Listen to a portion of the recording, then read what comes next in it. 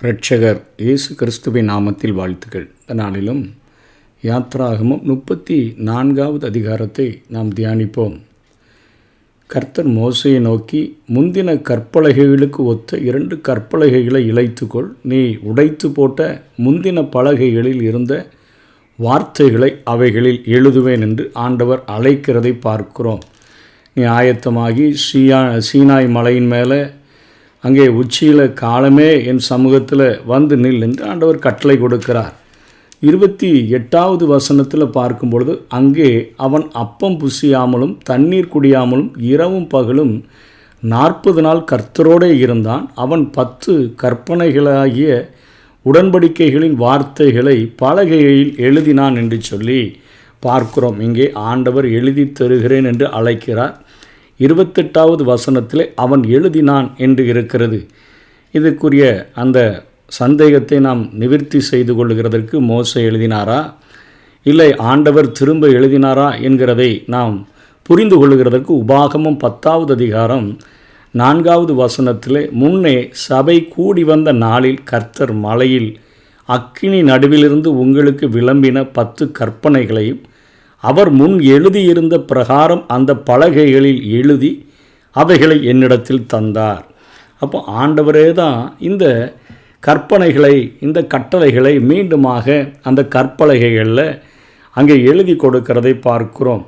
மீண்டும் மோசே சீனா மலையின் மேலே தனியாக ஏறி வரும்படி இங்கே அழைக்கப்பட்டதை பார்க்கிறோம். இந்த முறை தானே ஆயத்தம் பண்ணி கொண்டு போன 2 கற்பலகைகளோடு கூட அவன் அங்கே ஏறி செல்லுகிறான். அங்கே ஆண்டவர் அவனுக்கு தன்னை வெளிப்படுத்துகிறதை பார்க்கிறோம். கர்த்தர் அவனுக்கு முன்பாக கடந்து போகிற போது அவர் கர்த்தர் இரக்கமும் கிருபையும் நீடிய சாந்தமும் மகாதயவும் சத்தியமுள்ள தேவன் என்று தன்னை வெளிப்படுத்துகிறதை பார்க்கிறோம். இங்கே ஆண்டவர் இரக்கம் உள்ளவராக, கிருபை உள்ளவராக, நீடிய சாந்தம் உள்ளவராக, மகா தயை உள்ளவராக, சத்தியமுள்ள தேவனாக தன்னை வெளிப்படுத்த இருக்கிற காரியங்களை பார்க்கிறோம். கர்த்தருடைய வழிகளை தடை செய்வதைத்தான் நாம் அக்கிரமம் என்று சொல்லுகிறோம். ஆண்டவருடைய சித்தத்தை, ஆண்டவருடைய வழிகளை தடை செய்கிறது அக்கிரமம்.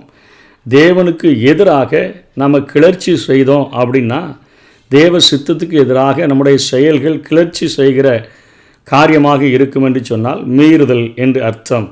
முதன்மையாக தேவன் நிர்ணயித்த ஒரு சித்தம் அல்லது குறியை நாம் தவற விடும் பொழுது அது நமக்கு குற்றமாக மாறிவிடுகிறது. அதுவே பாவம் என்பதற்கான பொருளாகவும் இருக்கிறது. ஆண்டவர் நமக்கு வைத்திருக்கிற, அவர் நிர்ணயித்த ஒரு குறி, ஒரு ஏம், அதை நம்ம தவற விடுகிற பொழுது இதுதான் ஆண்டவருக்கு விரோதமான பாவம் என்று இருக்கிறது. இவை யாவும் தேவ மகிமையற்றவர்களாக நாம் இருக்கிறதை உணர்த்துகிற சொல்லாக இருக்கிறது. மீறுதல்கள், அக்கிரமங்கள், பாவங்கள், இவைகள் எல்லாமே நம்ம தேவ மகிமை அற்றவர்களாக மாறிவிட்டோம் என்பதை உணர்த்துகிறதை நாம் பார்க்க முடியும். ரோமருக்கு இங்கே பவுல் எழுதும் பொழுது 3வது அதிகாரம் 23வது வசனத்தில், எல்லாரும் பாவம் செய்து தேவ மகிமை அற்றவர்களாகி என்று பார்க்கிறோம். பாவம் செய்தோம் என்று சொன்னால் தேவ மகிமை நம்மை விட்டு நீங்கிவிடும் என்கிற காரியத்தை குறித்து இங்கே நாம் வேதத்தில் பார்க்கிறோம். அக்கிரமம் செய்தால், மீறுதல் செய்தால், பாவம் செய்தால், அதாவது தேவனுடைய வழிகளை தடை செய்கிறது, தேவனுடைய சித்தத்துக்கு விரோதமாய் கிளர்ச்சி செய்கிறது, அல்லது அவர் வைத்திருக்கிற ஒரு ஏம், நம்ம மேலே ஒரு திட்டம் வச்சிருக்கிறார்னா அந்த இதில் நம்ம தடம்பாரி நடக்கிற காரியங்கள், இவைகள் நம்முடைய வாழ்விலே நம்மை தேவ மகிமையற்றவர்களாக இது மாற்றிவிடுகிறது. தேவனுடைய நியாயப்பிரமாணத்தை மீறினதற்காக இஸ்ரவேல் அனைவரும் அவர்கள் கொன்று போடப்பட்டிருக்க வேண்டும். ஆனால் தேவனோ அவர்களை இரக்கத்தால் விட்டு வைத்தார் என்பதற்காகத்தான் தன்னை அவர் சொல்லும் பொழுது கர்த்தர் இரக்கமும் என்று சொல்லிக் கொடுக்கிறதை பார்க்கிறோம். தேவனுடைய மக்களினுடைய தகுதியின்மையினுடைய அடிப்படையில்தான் அவர் தமது பிரசன்னத்தையும் கிருபையையும் அவர்களிடம் வெளிப்படுத்த வேண்டும் என்று அங்கே வேண்டிக் கொண்ட மோசே அங்கே அந்த காரியத்தை இங்கே ஆண்டவர், நான் இரக்கமுடையவராக, கிருபை உடையவராக, தகுதியில்லாத என் ஜனங்களை நான் அணைத்து கொண்டு உன்னுடைய வேண்டுதலையும் ஏற்றுக்கொண்டேன் என்று சொல்லுகிற ஒரு காரியத்தை இங்கே ஆண்டவர் வெளிப்படுத்துகிறத பார்க்கிறோம். அதனால் மோசே ஆண்டவர் சொன்ன உடனே தரை மட்டும் பணிந்து கொண்டு ஆண்டவரை அவன் அங்கே தொழுது கொள்ளுகிறதை பார்க்கிறோம். உம்முடைய கண்களில் எனக்கு கிருபை கிடைத்ததானால் எங்கள் நடுவில் ஆண்டவர் எழுந்தருள வேண்டும். இந்த ஜனங்கள் உண்மையிலேயே தகுதி இல்லாதவர்கள் தான், வணங்கா கழுத்துள்ள ஜனங்கள் தான். நீரோ எங்கள் அக்கிரமத்தையும் எங்கள் பாவத்தையும் மன்னித்து எங்களை உமக்கு சுதந்திரமாக, உங்கள் சொத்தா எங்களை ஏற்றுக்கொள்ளுங்க என்று சொல்லுகிறதை பார்க்கிறோம். இப்போ ஆண்டவர் திரும்பவும் ஒரு உடன்படிக்கையை பண்ணுகிறார். இதோ நான் ஒரு உடன்படிக்கையை பண்ணுகிறேன்.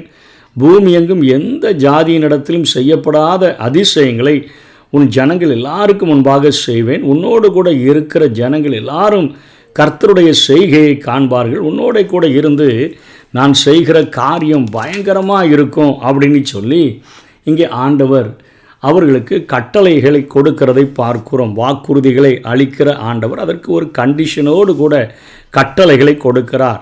தேவன் இஸ்ரவேலருக்காக கானான் நாட்டில் குடியிருக்க மக்களை துரத்தி விடுகின்ற அதிசயங்களை செய்ய போவதாக இந்த வாக்குறுதி இருக்கிறது. அங்கே உடன்படிக்கையை ஆண்டவர் புதுப்பிக்கிறார். புறதேசத்து மக்களுடன் அவர்கள் உறவு கொள்ளக்கூடாது, அவர்களோடு கூட ஐக்கியப்படக்கூடாது, அவர்களது சிலை வணக்க முறைமைகளை பின்பற்றிவிடக்கூடாது என்று தன்னுடைய மக்களை ஆண்டவர் இங்கே எச்சரிக்கிறதை பார்க்கிறோம். 13வது வசனத்தில் தோப்புகள் என்று சொல்லப்பட்டிருப்பது அசுரீம், அதாவது மரத்தால் செய்யப்பட்ட இழிவான சிலைகள் அல்லது ஆண்குறிகளுக்கு ஒப்பான அந்த லிங்கங்களை அது குறிக்கக்கூடியதாக இருக்கிறது. இவை இனப்பெருக்கத்துக்கு அடையாளமான சின்னங்களாகும். தேவன் தமது மக்களோடு உடன்படிக்கை செய்த காரணத்தால் அவர்கள் அந்த தேசத்தின் குடிகளோடு உடன்படிக்கை பண்ணக்கூடாது. தேவனோடும் சிலைகளோடும் நம்ம ஒரே நேரத்தில் ஒன்றிணைய முடியாது என்கிற காரியத்தை இங்கே ஆண்டவர் அவர்களுக்கு வலியுறுத்தி ஆண்டவர் கண்டிஷனோடு கூட அவர்களை ஆசீர்வதிப்பேன் என்று வாக்கு கொடுக்கிறதை பார்க்கிறோம். 1 கொரிந்தியர் 10வது அதிகாரம் 21வது வசனத்தில் நீங்கள் கர்த்தருடைய பாத்திரத்திலும் பேய்களுடைய பாத்திரத்திலும் பானம் பண்ணக்கூடாதே, நீங்கள் கர்த்தருடைய போஜன பந்திக்கும் பேய்களுடைய போஜன பந்திக்கும் பங்குள்ளவர்களாய் இருக்கக்கூடாதே என்று ஆண்டவர் எச்சரிக்கிறதை இங்கே பவுல் எழுதுகிறதை பார்க்கிறோம். மற்றும் 18வது வசனத்திலிருந்து 27வது வசனம் வரையிலும் அதற்கு பிறகு புளிப்பில்லாத அப்ப பண்டிகையை குறித்தும் தலையீற்றுகள் பரிசுத்தப்படுத்தப்படுவதை குறித்தும் ஓய்வு நாளை குறித்தும் வாரங்களின் பண்டிகை மற்றும் சேர்ப்பு கால பண்டிகை ஆகியவற்றை குறித்ததுமான அறிவுரைகளை தேவன் மீண்டுமாக இங்கே சொல்லிக் கொடுக்கிறதை பார்க்கிறோம். எல்லா ஆண்களும் ஆண்டுக்கு ஒரு முறை நடைபெறும் 3 பண்டிகைகளில் கர்த்தருடைய சந்நிதிக்கு முன்பாக வர வேண்டும். அதாவது எருசலேமுக்கு கட்டாயம் அவர்கள் 3 முறை வர வேண்டும் என்கிற காரியங்கள் அவர்களுக்கு பின்னாட்களிலே அவர்களுக்கு கொடுக்கப்பட்டது, பின்பற்றினார்கள். இந்த பண்டிகைகள் 23வது அதிகாரம் 14 17 வரையிலும் ஏற்கனவே குறிக்கப்பட்ட பண்டிகைகள். யூதருடைய ஆண் மக்கள் ஓராண்டில் 3 தரம் அந்த எருசலேமுக்கு செல்லும் பொழுது அவர்களுடைய நிலங்களை அபகரித்து கொள்ளாதபடி கானானியருடைய விருப்பத்தை கட்டுப்படுத்துவதாக தேவன் அவர்களுக்கு வாக்கு கொடுக்கிறதை பார்க்கிறோம். மற்ற சட்டங்களை மீண்டும் உரைத்த பிறகு 25-26 வசனங்களில் கர்த்தர் தாம் கூறிய வார்த்தைகளின்படி எழுதும்படி மோசேக்கு கட்டளையிட்டார். அதன் பிறகு கர்த்தர் தாமே 10 கற்பலகைகளில் எழுதினார். இது வசனம் 28 பார்க்கும்போது மோசே எழுதினதாக தோன்றினது. ஏற்கனவே நாம் உபாகமம் 10வது அதிகாரம் 4ஆம் வசனத்தில் அதை தெளிவாக கர்த்தர் தான் திரும்பவும் எழுதி கொடுத்தார் என்பதை புரிந்து கொண்டோம்.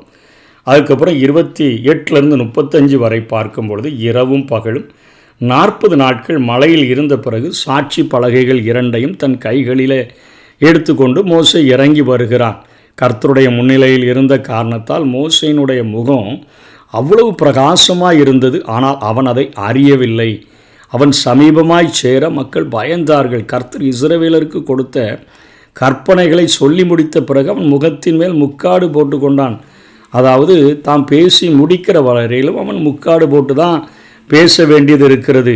காரணம், அவனுடைய முகத்தை பார்க்க முடியல. நியாயப்பிரமாணத்தின் மகிமை, அதாவது நியாயப்பிரமாணத்தின் அடிப்படையிலான அந்த காலகட்டத்தின் மகிமை ஒளிந்து போவதை மக்கள் காணக்கூடாது என்பதற்காக மோசே முக்காடு போட்டு கொண்டான் என்று சொல்லி நம்ம பார்க்கிறோம். ஆனால் இதை பவுல் அப்போஸ்தலன் கொரிந்தியருக்கு எடுத்து எழுதுகிற பொழுது 2 கொரிந்தியர் 3வது அதிகாரம் 13வது வசனத்தில் அவர் சொல்லுகிறார், ஒளிந்து போவதின் முடிவை இஸ்ரவேல் புத்திரர் நோக்கி பாராதபடிக்கு மோசே தன் முகத்தில் முக்காடு போட்டு கொண்டது போல நாங்கள் போடுகிறதில்லை என்று சொல்லுகிறதை பார்க்கிறோம். அது ஒளிந்து போகக்கூடிய ஒரு ஊழியம். நாங்கள் செய்கிறது அதை காட்டிலும் ஒரு மகிமை உள்ள ஒரு ஊழியம் என்று சொல்லி பவுல் எடுத்து அங்கே சொல்லுகிறதை பார்க்கிறோம். இதுதான் இந்த அதிகாரத்தில் சொல்லப்பட்டிருக்கிறது. இதிலிருந்து நம்ம கற்றுக்கொள்ளக்கூடிய காரியம் என்ன அப்படின்னு பார்த்தோன்னு சொன்னால், இங்கே தலைமுறைகளுக்கு நம்ம என்னதை சேர்த்து வைக்கிறோம் என்பதை நாம் புரிந்து கொள்ள வேண்டும். 7ஆம் வசனத்தில் 1000 முறைகளுக்கு இரக்கத்தை காக்கிறவர், அக்கிரமத்தையும் மீறுதலையும் பாவத்தையும் மன்னிக்கிறவர், குற்றவாளியை குற்றமற்றவனாக விடாமல் பிதாக்கள் செய்த அக்கிரமத்தை பிள்ளைகளுடைய பிள்ளைகளிடத்தில் 3ஆம் 4ஆம் தலைமுறை மட்டும் விசாரிக்கிறவர் என்று கூறினார் என்று பார்க்கிறோம். 1000 தலைமுறை, 3வது 4வது தலைமுறை, இந்த தலைமுறைகளுக்கு நம்ம என்னதை சேர்த்து வைக்கிறோம் என்கிற காரியங்கள் நம்ம புரிந்து கொள்ள வேண்டும். நமது வாழ்வு தலைமுறைகளை பாதிக்கும் என்பதில் எந்த விதமான சந்தேகமும் இல்லை. இன்றைக்கி தமிழகத்தில் நம்ம ஆண்டவருடைய பிள்ளைகளாக அனுபவிக்கிற ஆசீர்வாதங்களுக்கு காரணம் நமது முன்னோர்கள் ஆண்டவராகிய இயேசுவை பின்பற்ற மனம் வைத்ததுனால தான் என்பதை யாரும் மறுக்க முடியாது. இது வரலாற்று நிரூபணம். இப்படி ஆசீர்வாதம் தலைமுறைகளை தாண்டி அது பாதிப்பது போல பாவமும் தலைமுறைகளை தாண்டி பாதிக்கும் என்பதில் எந்த விதமான சந்தேகமோ ஆச்சரியமோ இல்லை. நம்முடைய கர்த்தர் நல்லவர். பாவம் அந்த தலைமுறைகளை தாண்டி பாதிக்கும் என்பதில் 4 தலைமுறைகளை குறிப்பிடுகிறார். ஆனால் ஆசீர்வாதமோ அவர் 1000 தலைமுறை வரைக்கும் தருவேன் என்று வாக்கு கொடுக்கிறார். ஆகவே நாம் பாவத்தை விட்டு விலகி ஆண்டவர் நமக்கு வைத்திருக்கிற ஒரு திட்டத்தில் வைத்திருக்கிற ஒரு குறியை நாம் புரிந்து கொண்டு அதில் நம்ம சரியாக குறிதவராதபடி செயல்பட்டோம் என்று சொன்னால் நம்முடைய சந்ததிகளுக்கு ஆசீர்வாதங்களை நாம் சேர்த்து வைக்க முடியும். இன்றைய சாப அலங்கோலங்களினுடைய பின்னணியில் மிகுந்த பாவங்களுக்கு இடமுண்டு என்பதை நம்ம ஒருபோதும் மறுக்க முடியாது. பாவம் பயங்கரமானது. பெற்றோரின் பாவங்கள் பிள்ளைகளை அப்படியே தொடருகிறத நம்ம நிறைய நேரங்களில் பார்க்குறோம். அவங்க அப்பா அப்படி தான் இருந்தாருங்க, அதனால் பிள்ளையும் அப்படி தான் இருக்கிறான் அப்படிங்கிறத நம்ம அப்படியே பார்க்க முடியும். ஆகையினால் பெற்றோர்களாக இருக்கிற நம்ம பிள்ளைகளினுடைய நலத்தை விரும்பி பாவ வழிகளை விட்டுட்டு ஆண்டவரை தேடுகிறவர்களாக இருக்க வேண்டும். நம்முடைய தலைமுறைகளுக்கு சாபத்தை சேவிக்கிற தொழில்களை செய்யக்கூடாது, பாவ பழக்க வழக்கங்களை செய்யக்கூடாது, அநியாயம் செய்யக்கூடாது, தீய வழிகளில் நடக்கக்கூடாது. இப்படி ஆண்டவருக்கு பிரியமுள்ளவர்களாக வாழ்ந்தோம் என்று சொன்னால் நம்முடைய சந்ததி 1000 தலைமுறை மட்டும் அது ஆசீர்வாதம் பெறுகின்ற சந்ததியாக இருக்கும் என்பதில் ஆண்டவருடைய வார்த்தையின்படி எந்த சந்தேகமும் இல்லை.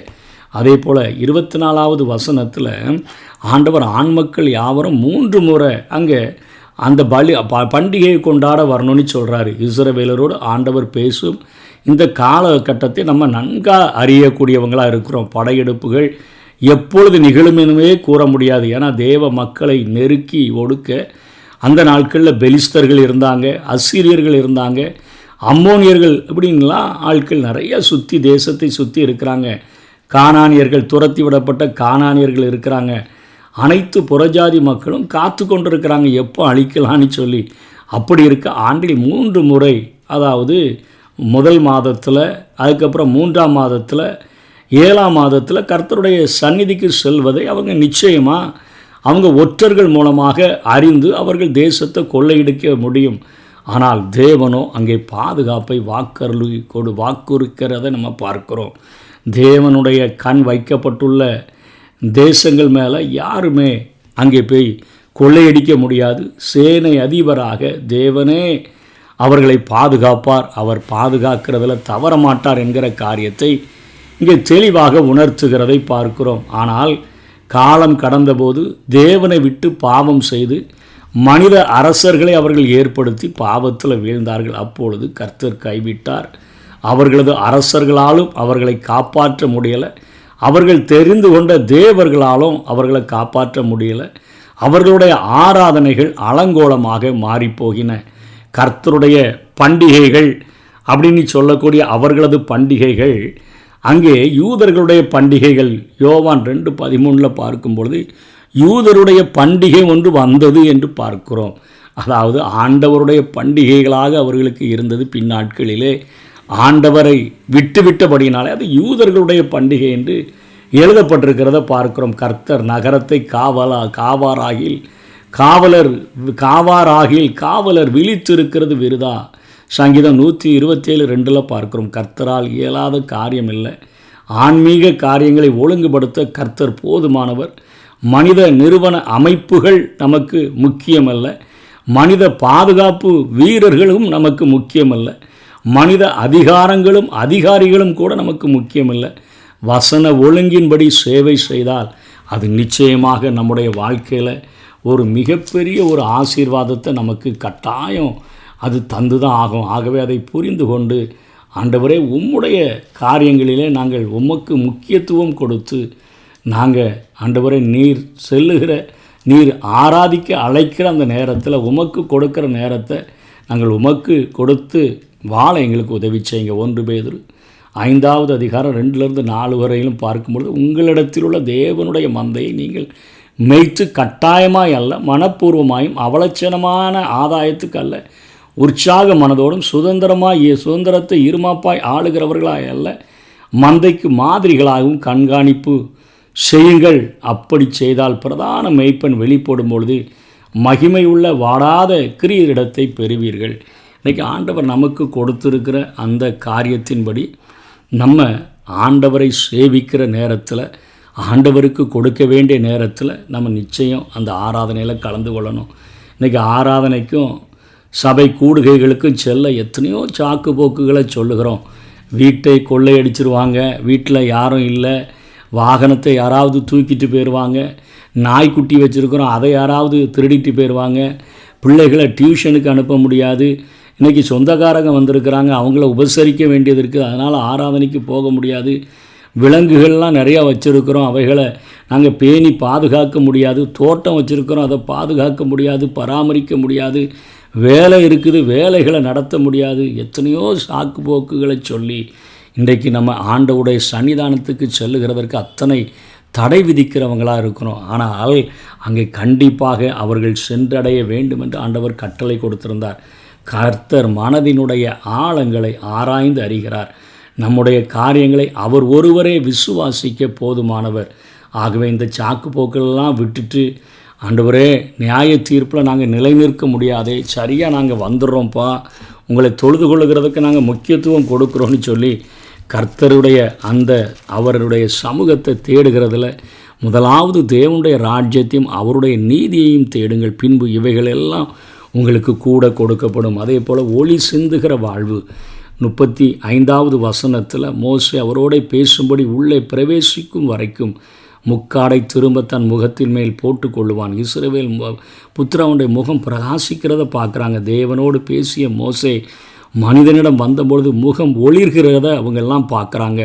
தேவ சமூகத்து பழக்கம் அவரை பிரகாசம் நிறைந்தவராக மாற்றினது. பவுலோ ஒளிந்து போகிற மகிமையின் ஊழியமான அதனை நிலையான மகிமையின் ஊழியத்துடன் ஒப்பிடும் பொழுது நாம் பெற்ற ஊழியம் அதிலும் மேன்மை உள்ளது என அவர் பேசுகிறார்.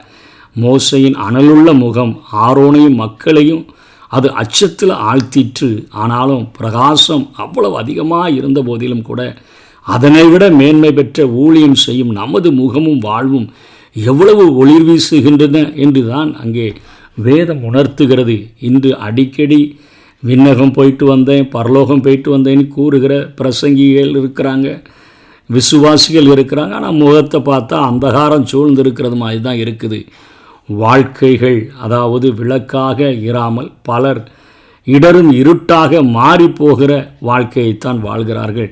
நமது பேச்சுகளில் தெளிவும் நேர்மையும் இருக்கணும், செயல்களில் தூய்மை இருக்கணும். இல்லையேல் நமது தேவ சமூகத்து பழக்கம் ஏதோ ஒரு தவறை உடையதாக நாம் இருக்கிறோம் என்பதை நமக்கு உணர்த்தி காட்டுகிறது. தேவனோடு உறவாடுகிறவனுடைய வாழ்வில் பாவம் அது நான் போயிட்டு வரேன்னு சொல்லி டாட்டா காட்டிட்டு அது விடைபெற்று அது சென்றுவிடும். அவனுடைய வாழ்க்கை அது வெளிச்சமாகும். அவனது வார்த்தைக்கு முன் அநீதிகளெல்லாம் அப்படியே நடுங்கிவிடும். அவனது கரம் தொடும் பொழுது பாவத்தின் மீது மாளிகை கட்டி வாழும் பக்தி வேடக்காரர்கள் நியாய தீர்ப்பின் வேதனையை அனுபவிக்காது அவர்கள் போவதில்லை. இன்றைக்கு நம்ம தேவ சமூகத்தில் நிற்கிற எளியாக்களாக மாற வேண்டும் என்கிறதை இந்த பகுதியானது நமக்கு உற்சாகப்படுத்துகிறது. அழிந்து போகிற ஊழியத்தை செய்த, நியாயப்பிரமாண ஊழியத்தை செய்த மோசேயினுடைய முகம் அத்தனையாய் பிரகாசிக்கும் என்று சொன்னால், அதை காட்டிலும் மேன்மையான ஒரு ஊழியத்தை பெற்றிருக்கிற நம்முடைய முகம், நம்முடைய வாழ்க்கையும் எத்தனையாய் ஒளிர வேண்டும். பூமிக்கு உப்பாக, உலகத்துக்கு வெளிச்சமாக, இந்த பூமிக்கு நற்கந்தகமாக வாழ்கிற ஒரு வாழ்க்கை ஆண்டவர் வைத்திருக்கிறபடினால அவருடைய சமூகத்தை ஒவ்வொரு நாளும் அதிகமாக தேடும் பொழுது நம்மை ஆண்டவர் ஒளிர்கிறவர்களாக, நம்முடைய வாழ்க்கை ஒளிர் வீசக்கூடிய வாழ்க்கையாக மாற்றி அநேகருக்கு ஆசீர்வாதமாய் பயன்படுத்த முடியும். அப்படிப்பட்ட கிருபைகளை தேவன் நமக்கு தந்தருள்வாராக. ஆமென்.